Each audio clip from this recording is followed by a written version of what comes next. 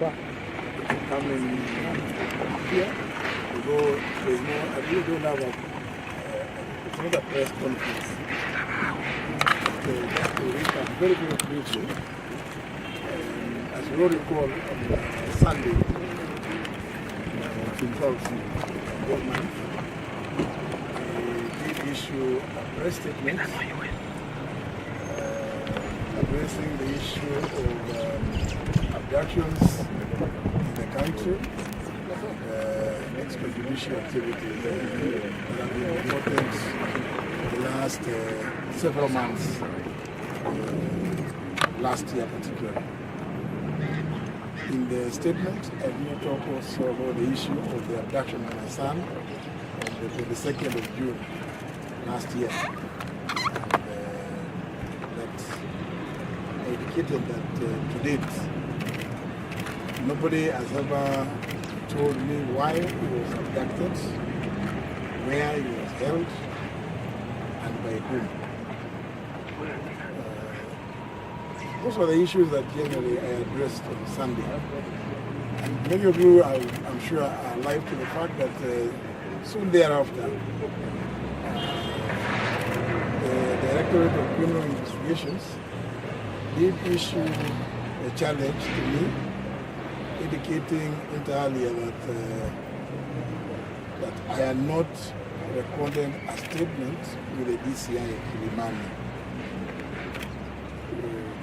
Of course, not that I have anything much to say in my statement, but I came here today in obedience to the challenge that was thrown at me by the DCI to record a statement of what I need. It was quite limited. It was to the extent of in respect of what I was told, what I did, the efforts I made, various security officers and operators. So the reason why I came here today is just to come and deliver that statement, in which I have given the details to the DCI here. He has self-recorded statements dated today. And that's why I was here.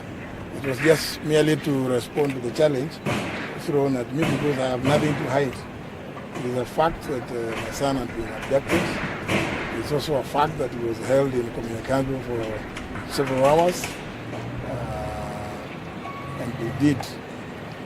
He was later released, but I don't know by whom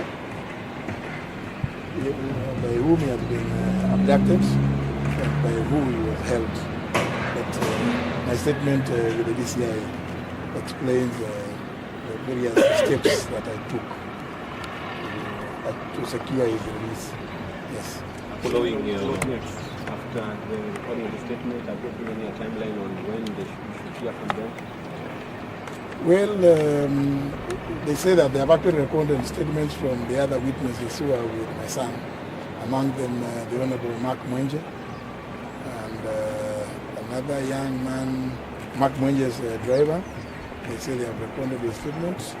They have also recorded a statement from a gentleman who was with my son in his car called Marango Imanyara.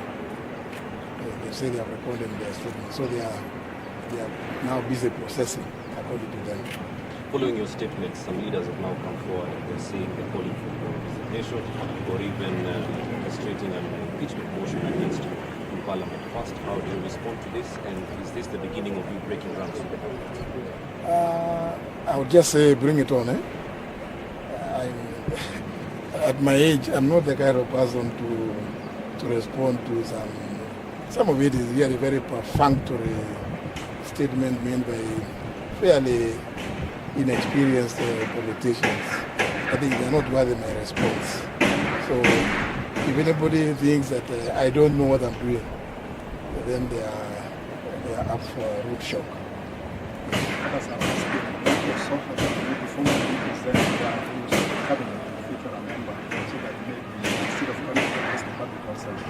Cabinet does not operate ad hoc.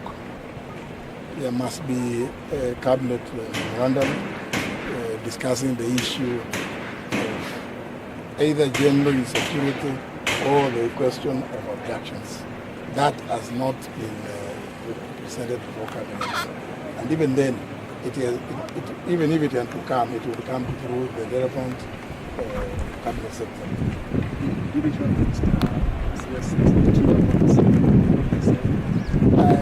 This statement which I have given is quite detailed. It mentions all the people that, as you say in my statement on Sunday, I spoke about everybody in the security apparatus. It cannot have left anybody in the security apparatus. I spoke to literally everybody who cared to answer my calls. Is this the beginning of the end of your tenure in government? I'm not going to answer that question because I don't know. You know, when I was the Attorney General,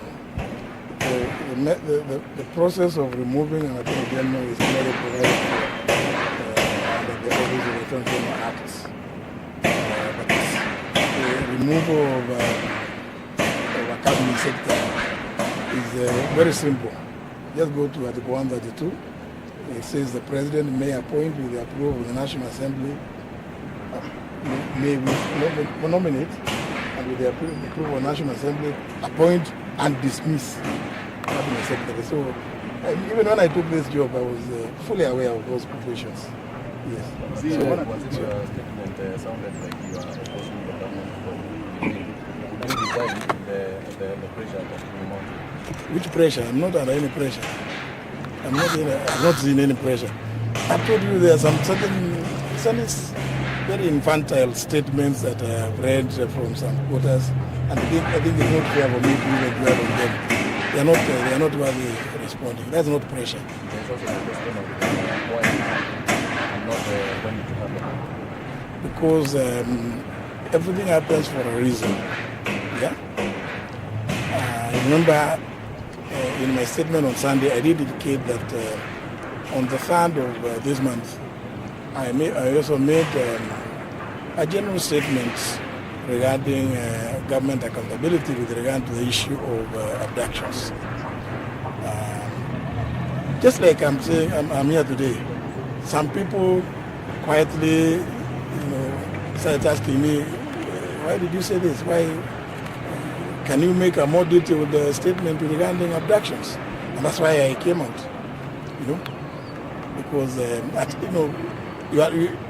you also have to situate certain matters with regard to the time and the periods when things are being discussed. Yeah.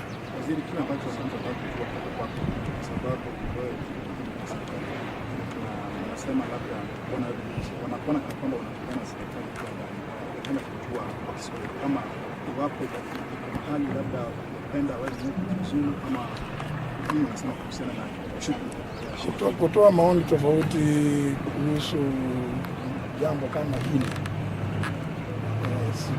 sifikiri nimefanya, kwa sababu kila mmoja ndani ya serikali amekuwa akilaani utekaji nyara. Kwa hivyo sio ni tofauti iliko. Kila mmoja kuanzia juu kabisa tumekuwa tukisema we don't recognize, we don't approve of abductions. So I don't know, and that's what I'm saying.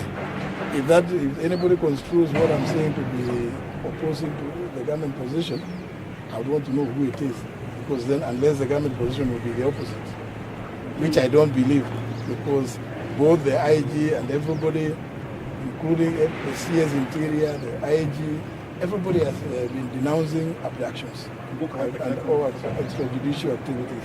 So there's no, maybe saying it different, Unajua ukienda kucheza kadanda, kuna watu wanajua kupiga chenga kutumia mguu wa kushoto, wengine mguu wa kulia. Sasa labda hiyo ndio tofauti. Kuna sio tofauti yoyote.